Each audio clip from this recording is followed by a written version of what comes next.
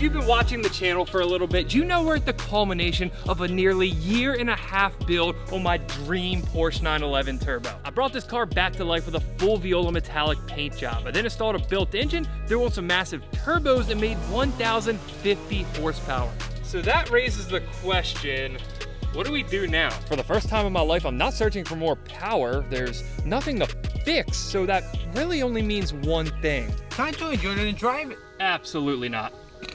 Instead of enjoying this fine piece of machinery that we've built, I decided to find everything that I still hate about it and fix it. Spoiler alert, there's a lot. From these sun-faded single projector headlights that make the car look like it's sat outside half its life because, well, it has, to this massive, disgusting 1980s Porsche looking dinner plate of a steering wheel. There's some things left on this car that just have to go. Now, to be fair, it's not all hate. There's some things I'm simply not sure of. We have a low-budget, cheapo, junk short shifter in the car that feels like, well, a low-budget, cheapo, junk short shifter. Sure, it works, it's functional, but it's nothing compared to this numeric racing unit we bought. And then there's other parts like our taillights. The LED taillights I installed in the car, I don't hate, I'm just not sure I love them, so I decided to pick up a set of red OEM lights to try. We've got the car 95% of the way there. That last 5% we're gonna give it today is gonna turn it into my version of perfection on wheels. It's almost hard to explain why I hate these headlights so much. In the grand scheme of yellowed, sun-damaged, nasty headlights, these really aren't that bad. But when Porsche makes a beautiful bi-projector headlight that is super clear, I mean, you can't really blame me, right? There's just something about, for the first time in my life, putting this much effort into the exterior of a car and not having the absolute best possible headlights installed. As an added benefit, this install is going to take all of 3 seconds. Nothing like a little bit of instant gratification to start out a video.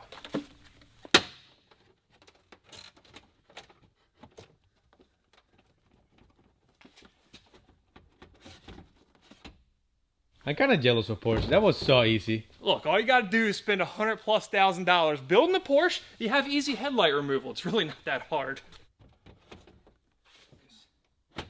Not only did it take no time at all, it looks awesome. I had a feeling this was gonna be the case, but it completely changes the front end of this car for me. For me, these headlights were the one thing that was missing to have absolute Porsche perfection on the front of this car. Except the hood, but we'll deal with that in a little bit. Truthfully, I just wanted them for aesthetics, but I've heard the light output's a lot better too.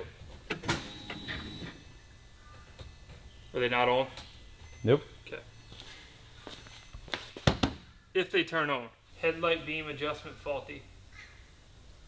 I thought they were supposed to plug in and work right away. Plot twist. Unbeknownst to me, the used set of headlights that I bought don't have ballast at all. And now that I think about it, it's probably why the lights aren't turning on.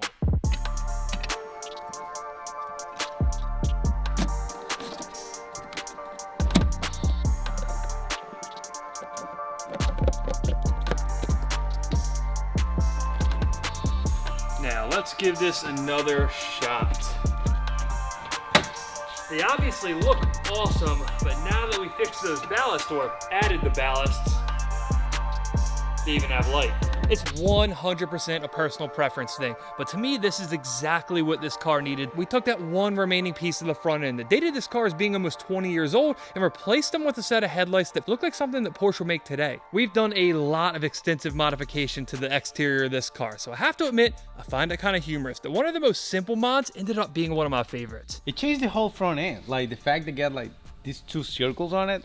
Of course, they got like a specific name on it.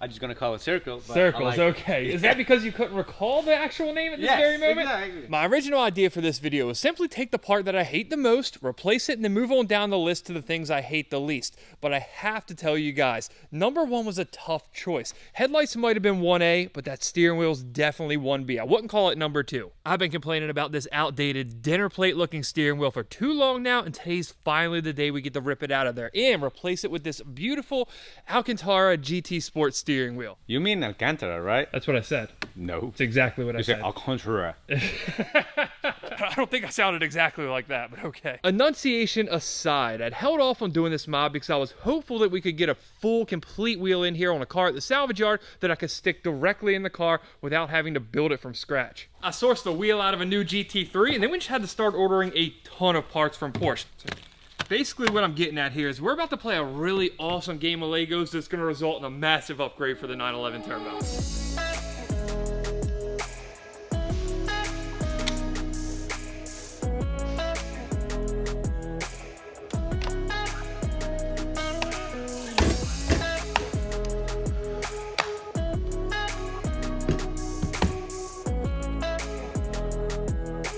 For as beautiful and timeless as the 997 chassis is, there's just a few areas where it lacks, and this is probably one of the biggest. On a scale of 1 to 10.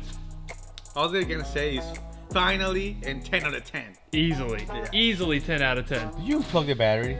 No. We don't do that here. Jesus Christ. Ooh. Even though we had the pieces staying together pretty good, it was cake. Like cake. I can't imagine it easier to install.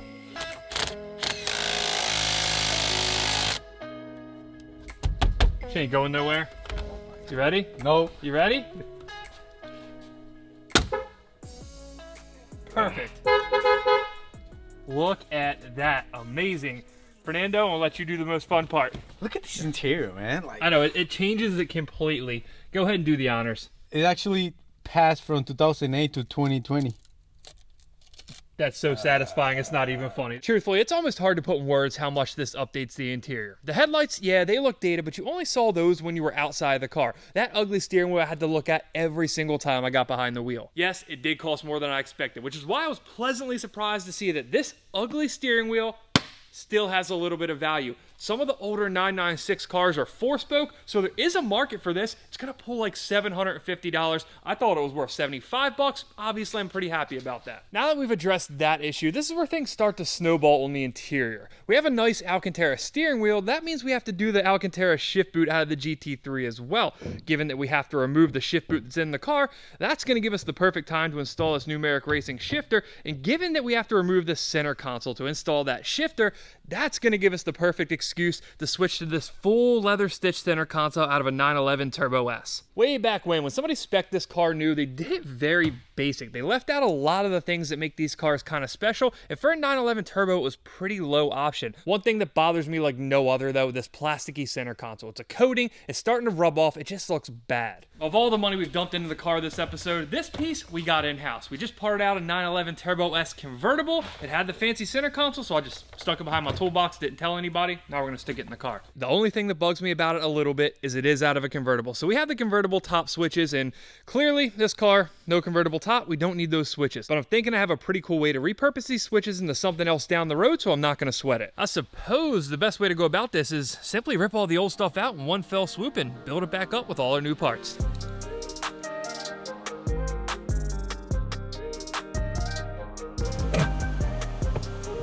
It never fails. Every single time I get behind the wheel of that car, I've been focused on how terrible that wheel is, and I kind of forgot how ratty the rest of the interior is. This center console, it's not horrible, but this plastic that's been peeling off it almost reminds me of the old Toyota Supra dashboards that literally fall apart. It's just bugging me. While the shifter isn't cosmetic like most of the other stuff we're dealing with in this episode, I did have to mess with it every time I drove the car, and it was enough to piss me off. It's not horrible. That's the nicest thing I can say about it. If you were to want to do a short shifter in your 997, this is the cheapest, most cost-effective way to do it. It's the stock base. The only part that's aftermarket is the blue piece there in the shifter rod. Unfortunately, this isn't one of those times where the cost-effective option is just as good. It's no match for the numeric racing shifter. This is an entire shifter box replacement. And after I drove that yellow 997 Turbo that I rebuilt with the numeric shifter, it was a no-brainer. I had to have it ASAP. This is as precise of a shifter as I've ever felt in any car I've driven, period. This one, it just feels sloppy. And on the topic of sloppy, our old shift boot. The leather's hard, the stitches are pulling out, the seams are split. It's pretty much trash at this point. So we got the brand new shift knob and shift boot combo out of a GT3. The only part I'm not thrilled about is the knob itself. It's the one decent piece of interior we've taken out today, and that's this shift knob. It's by Race Inge, I believe. I bought this not too long ago. It's really heavy, and it made up for some of the flaws in that shifter. Unlike last time I installed a shifter in one of these cars, in which I installed the shifter, put the console back on, put our shift boot and knob on, and then realized it needed to be adjusted. We're gonna install the shifter, and then we're gonna test drive it, make sure it's good, and then we'll put the rest on. This time, we're using our brains. Which, yes, is a first on this channel. You're not gonna find anybody that says this thing doesn't look the part, but let's go take it for a little test strip and see if we have it adjusted right. So I know we're here to talk about this shifter and make sure it's working properly, but holy crap, this wheel. This thing is 10 times better. This is the part of the video where I yell because this car is so loud. Some of you guys might be wondering why we have to test this shifter. Because there's so much adjustability, and not only the shifter, but the cables, it's not just a plug and play installation. We adjusted the cables to work flawlessly with the last shifter. If you watch this series from the beginning, you may remember that when we first got this car on the road, it kept popping out of reverse. That was because we didn't have the cables adjusted right. The last thing I want to do is go through that again. So far, it seems like all the forward gears work fine. We'll go back to the parking lot and put it in reverse about, I don't know, 50 times. If that works, we're going to stick the center console back on and call it good.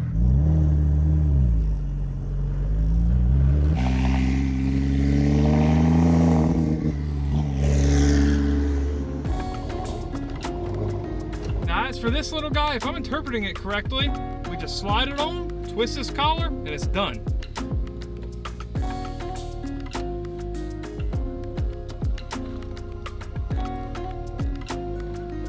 The theory's right, but it does take a lot of muscle. Done, twisted.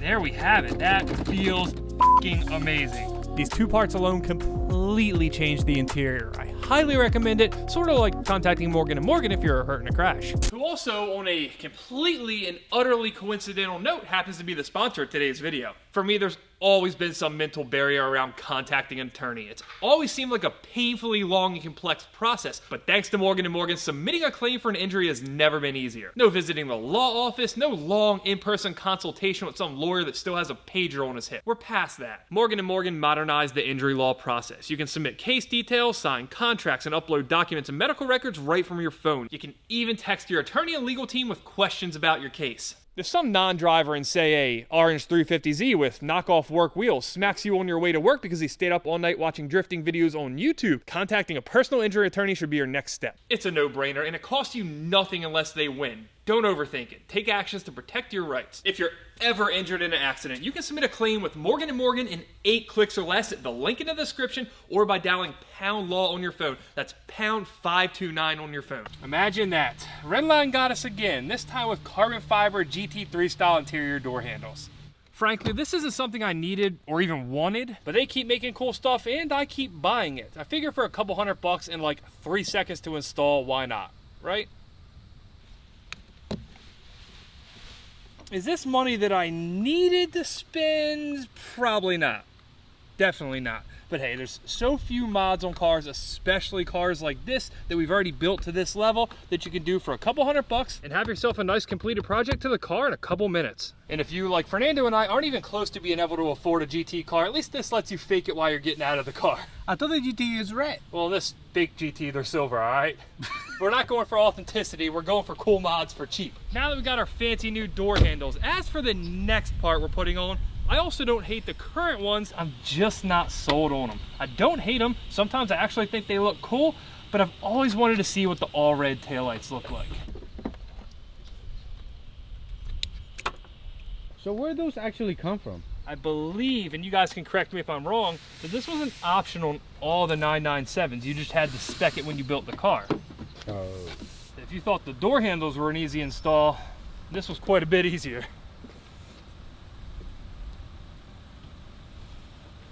At first glance, I do really like how the all red ones look. The only problem is it still kind of looks dated to me. That was the whole appeal about these LED taillights, but they don't quite capture the look I was going for either. Hit the lights.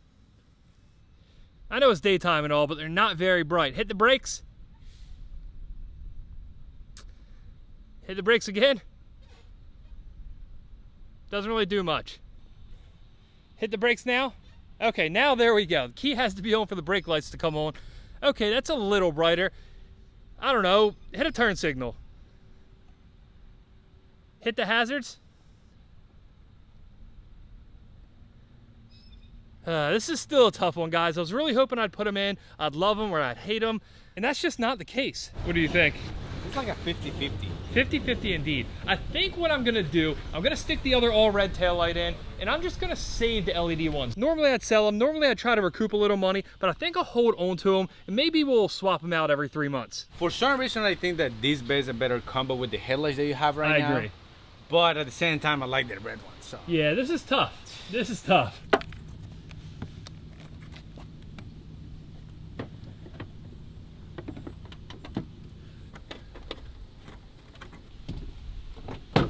For now, I think the all red's the right call. Maybe it's just because it's fresh, it's a new look, it looks cool.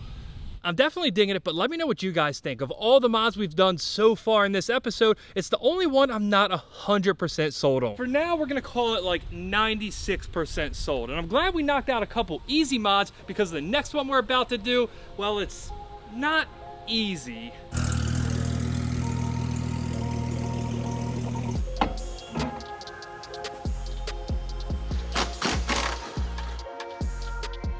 Next up on the list are these guys. These Vorschlag front camber plates are our last ditch effort to make these absolutely ignorantly sized wheels fit without rubbing, period. If you've been around for a while, then you already know the deal. But if you're new to the channel, when I did the GT2 style fender flares on this car, I went a little overboard in sizing the wheels. I wanted to go as aggressive as possible, but I overshot just a little bit and we've been rubbing the fender ever since. I've already tried to remedy it by raising the ride height, by shaving down the inside of the fender in the flare. I even bought GT3 style lower control arms from Rinline. It lets you add spacers. I even went as far as to have the inside mating surface of the wheel milled down 4 millimeters, which is all we could possibly do. Unfortunately though, it hasn't been quite enough. While we have alleviated 99.9% of the rubbing, there are certain scenarios which it still does happen, as you can tell by the tire. With these camber plates, however, instead of kicking out the bottom of the wheel, it's gonna let us draw in the top of the wheel. So theoretically, that should give us even more clearance, and hopefully, and I truly mean hopefully, this works, because if this doesn't,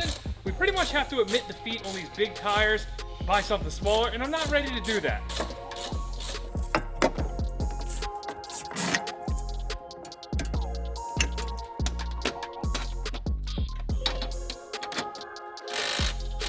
We're just gonna go for it. The camber plate's completely maxed out negative. It might prove to be a mistake. We might have to come back to adjust it, but there is one thing I'm gonna do now to prevent us from looking like a tilty wheel stance boy. We're gonna pull these shims off the bottom control arms. That way we can slide it in like that. I'm sure that looked really great on camera. You probably couldn't even tell, but it's gonna take out however much camber this is. Now we just cinch this back down, then we get to put the car on the ground and see how bad it looks. It's on deck. If we have like -7 degrees of camber, the hat's going on.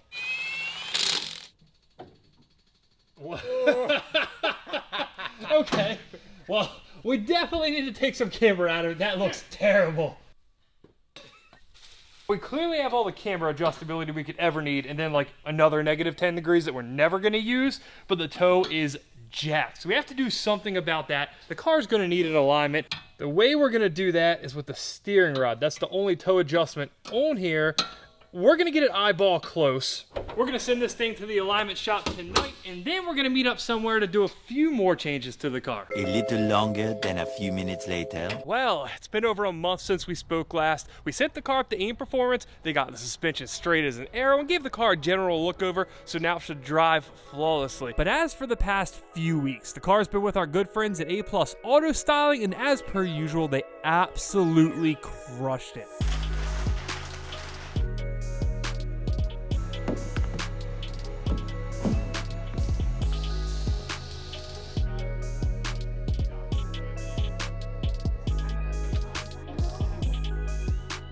Just the absolute disrespect. The owner, Nick, had to put his GT3 here where he knew I'd see it before I found my car. Oh my God. This is rare for me, but I'm speechless. It feels like I'm seeing the car for the first time all over again. That one piece of film on the hood completely changed this car. All that stressing back and forth, whether we should go all matte or all gloss, all gloss was the call, paid off 100%. They PPF'd over the carbon exposed section on the wing, they PPF'd the roof, and of course the hood. They also did the entire front end. We don't have to worry about rock chips. Ironically, I did forget the tow hook cover, which I was supposed to bring so they could PPF that as well, so we're gonna have to try that on our own at home. The window tint, like pretty much everything else that was original to this car when I bought it, was absolute trash, so we had to pull that off and redo the windows, and I think this is like the 10th car they've done for me at this point. I have to give A+. One more shout out here. They've done right by me on every one of my cars that they've touched. If you're lucky enough to be on the east coast of the USA, I highly recommend them. I can't say enough good stuff about them. At least when it comes to cars, we'll work on the whole Zoom thing.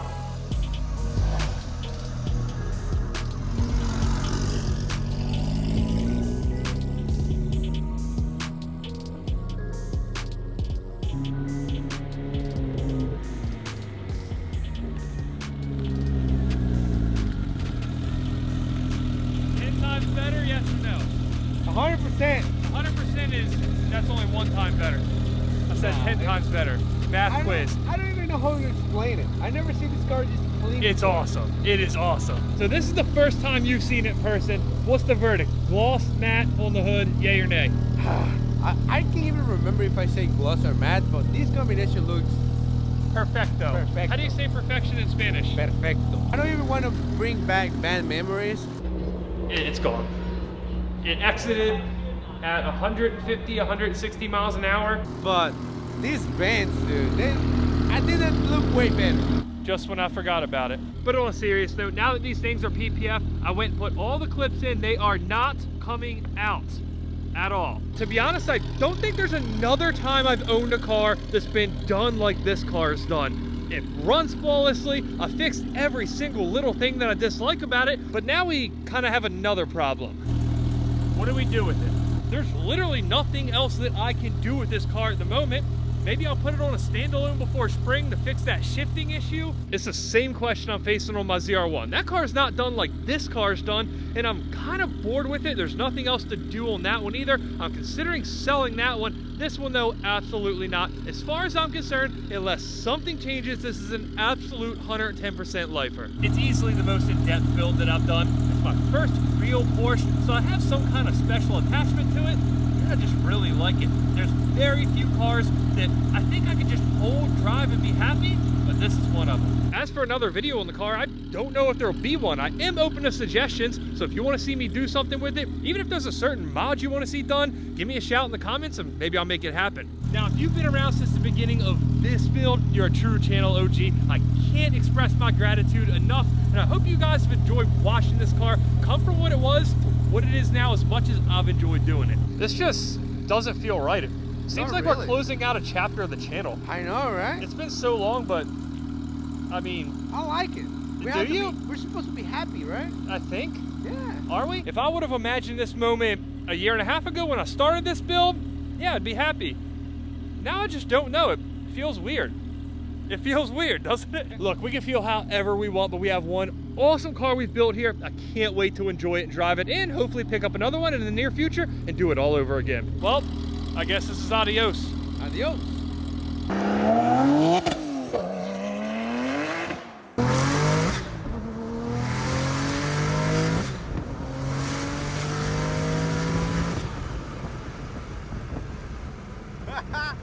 Okay, now we talking.